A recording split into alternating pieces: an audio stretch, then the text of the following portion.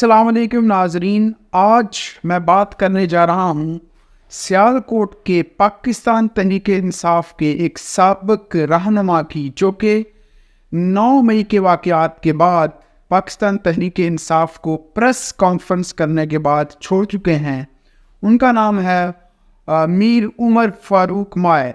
इसमें कोई शक नहीं कि मीर उमर फ़ारूक मायर पाकिस्तान तहरीक-ए-इंसाफ के सियालकोट में सबसे पुराने रहनुमा थे, लेकिन अब वो तहरीक-ए-इंसाफ को छोड़ चुके हैं।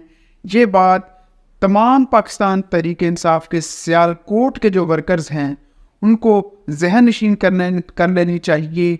वो वोटर्स जो पाकिस्तान तहरीक-ए-इंसाफ को, जो इमरान ख़ान को वोट करना चाहते हैं, उन्हें ये बात ज़हन नशीन कर लेनी चाहिए कि उमर फ़ारूक मायर जो हैं वो PTI के प्लेटफॉर्म से इलेक्शन नहीं लड़ रहे। आज बाज़ार में मैं कुछ काम से गया हुआ था तो उधर उमर फ़ारूक मायर साहब अपने सपोर्टर्स के हमरा वहाँ पर कैंपेन कर रहे थे, तो अपने स्टिकर्स वो जब बांट रहे थे तो एक दुकानदार, एक ज्वेलर बड़े ही शौक के साथ उनका स्टिकर अपने दरवाजे पर लगा रहा था और कह रहा था कि PTI जिंदाबाद, हम PTI को ही वोट देंगे।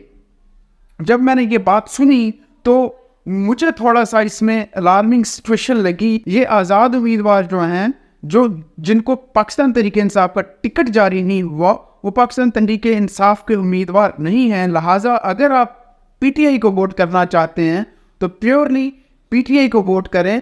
PTI के उम्मीदवार सियालकोट में अगर आप NA-71 की बात करते हैं तो उस्मान डार साहब की वालिदा रेहाना इम्तियाज़ डार, और अगर PP46 की बात करते हैं तो वहाँ पर उमर डार की मिसेस रूबा उमर डार जो हैं वो कैंडिडेट्स हैं।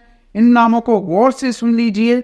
और इनके जो निशानात हैं NA-71 में, वो रेहाना इम्तियाज़ डार का बेबी कार्ड यानी बच्चे का पंघूड़ा है, और जो रूबा उमर डार का निशान है वो नारियल है। शुक्रिया।